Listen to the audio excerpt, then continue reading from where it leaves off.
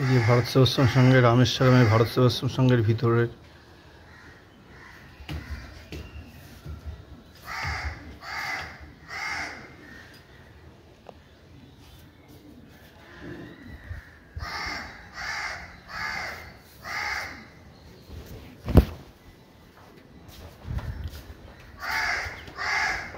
এই যে আমাদের রুম, এই যে এদের ব্যালকনি, এই যে আমার গুণধর হাওয়া খাচ্ছে, আর ওই নিচে আমার গাড়ি রয়েছে।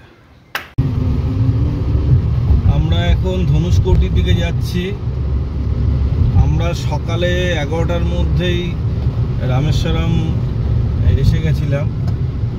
রামেশ্বরম এসে সাউথ গেটের ওখানে গাড়ি রেখে আমরা 1টা পর্যন্ত মন্দির খোলা থাকে, 22টা কুণ্ডে স্নান করে আমরা দর্শন করি, পুজো দিই। তারপরে এসে আমরা ভারত সেবাশ্রম সঙ্গে উঠি। আমাদের বাঙালিদের কাছে ওটা খুব ভালো জায়গা, আর 2 নম্বরটা বাজেট হয়। ওখানে গাড়ি রাখার সুন্দর জায়গা এবং ওখানকার পরিবেশটাও খুব সুন্দর। তা আজকে ধনুষকোটি হয়ে গেলে এরপরে কালাম হাউসটা হয়তো যাব, বা কালকে সকালে যাব, গিয়ে আমরা বেরিয়ে যাব কন্যাকুমারীর দিকে।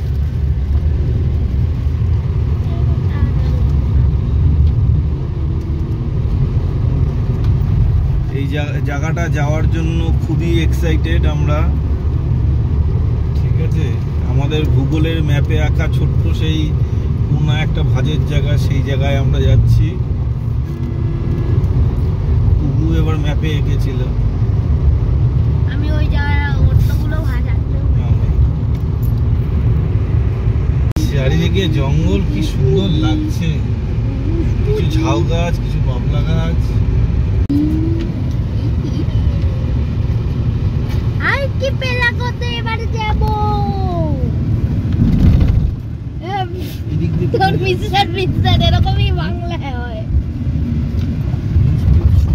কোথা দিয়ে আসছে?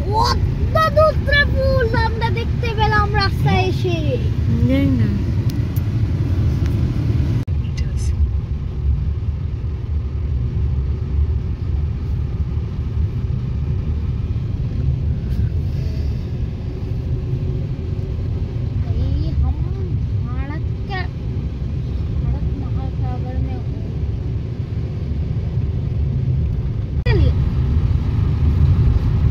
এই ধনুষকোটি যেতে গিয়ে একটা বাঁদিকে শিব মন্দির আছে, তার দুদিকে জল, মাঝখান থেকে সরু রাস্তা।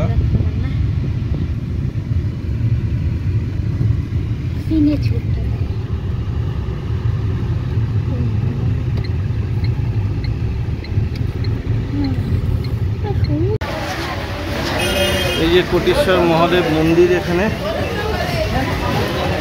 এটাও একটা শিবের মন্দির, চারিদিকে জল।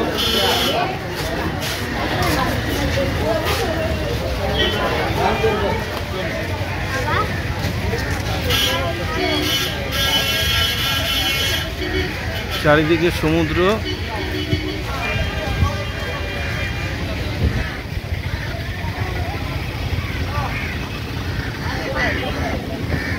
শুধু মন্দিরটার জন্যই মাঝখানটা একটু দ্বীপের মতন লাগছে।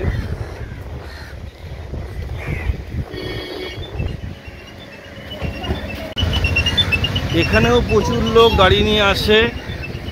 এই যে জাস্ট একটুখানি জায়গায় সমতল রয়েছে, বাকি সব সমুদ্রের জল। ওই দূরে সমুদ্র, মাছ।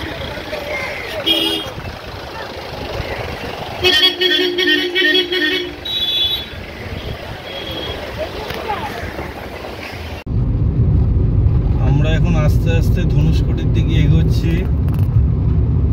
দুই দিকে জল, মাঝখানে রাস্তা, আর আমাদের গুগল ম্যাপে একদম শেষ মাথা দেখাচ্ছে। এখানে ময়ূর দেখলাম অনেক। এখানে কিছু মানুষ থাকে, ছোট ছোট টাইপের আছে, যারা মাছ টাছ ধরে তারা থাকে এখানে।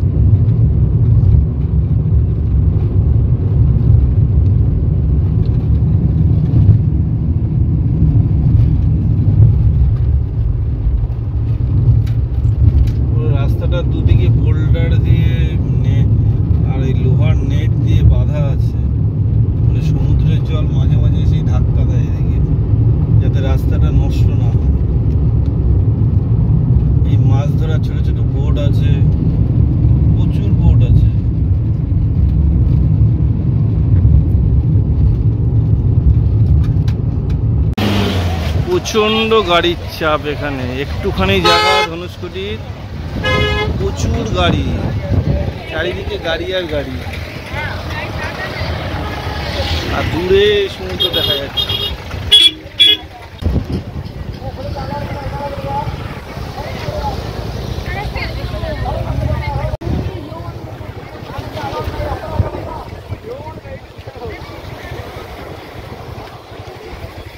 এই যে আমরা ধনুষকোটির একদম শেষ মাথায় এসে বিভিন্ন ফটো সেশন চলছে, কিন্তু প্রচণ্ড রোদ। জানো প্রচণ্ড সেশন চলছে। আমরা এবার এই বিচের দিকটায় যাব। এই যে এটা সঙ্গম পয়েন্ট, দিক দিয়ে সমুদ্র এসে মাঝখানে বাড়ি খাচ্ছে।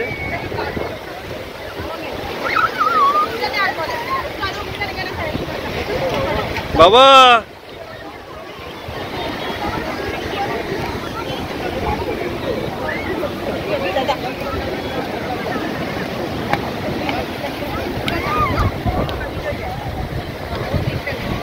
জলের ঢেউ,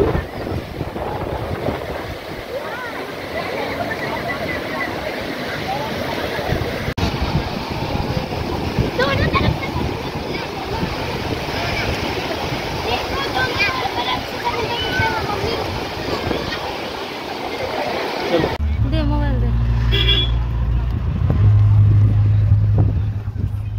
7:15।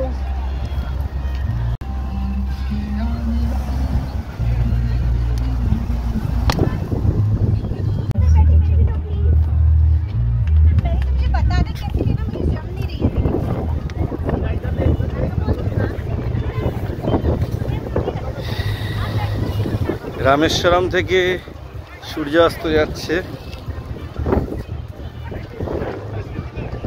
অদ্ভুত মুহূর্ত।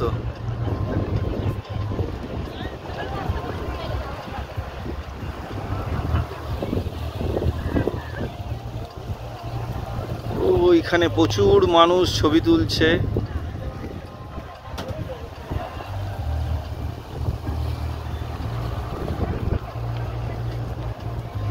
অসাধারণ লাগছে সূর্যাস্তটা।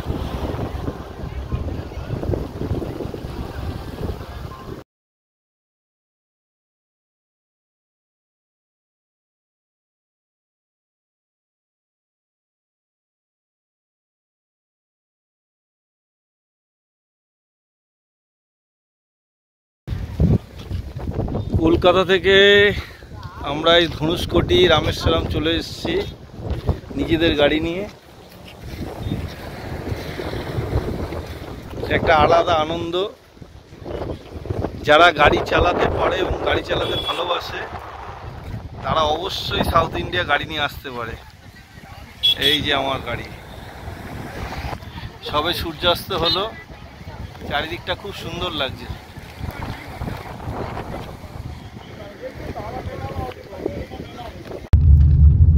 আমরা এই ধনুষকোটি থেকে আবার রামেশ্বরম আমাদের ভারত সেবাশ্রম সংঘের দিকে যাচ্ছি।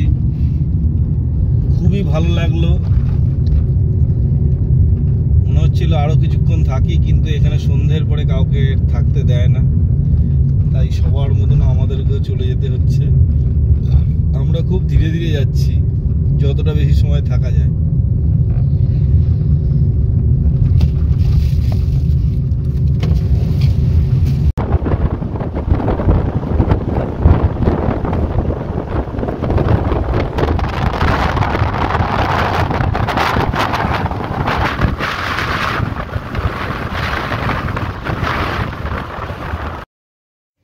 এইটা হলো ধনুষকোটির সেই মর্মান্তিক দুঃখকর জায়গা, যেটা 1964 সালে একটা রাতে সাইক্লোন ঝড় এসে পুরো এলাকার সমস্ত কিছু শেষ হয়ে যায়।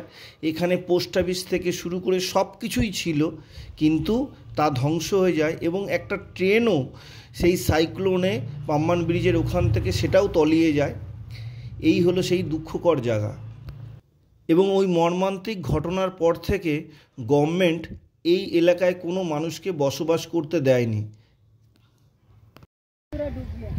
এটা একটা লাইট হাউসের সামনেই এটা, পুরো একটা গ্রাম, রাতের অন্ধকারে পুরো বন্যায় সবাই মারা যায়, কেউ নাকি বাঁচে না। ওইখানে একটা চার্চও আছে। আমরা ধনুষ্কটিকে খুব ভালোভাবে উপভোগ করে আমরা এখন যাচ্ছি আমাদের ভারতবাসীর কাছে বিখ্যাত মহান মানুষ ডক্টর এপিজে আব্দুল কালামের বাড়ির দিকে। চাকরি সূত্রে এই মহান মানুষটার সঙ্গে কিছুটা বসে একান্তে কথা বলার সুযোগ পেয়েছিলাম। আপনাদেরকে সেই ছবিটা শেয়ার করলাম। এই যেটা কালাম হাউস,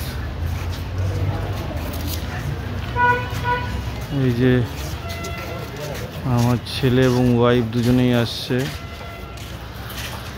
এখানে কিছু কিছু শপ ও দোকানও হয়েছে অনেকগুলো, ভালো।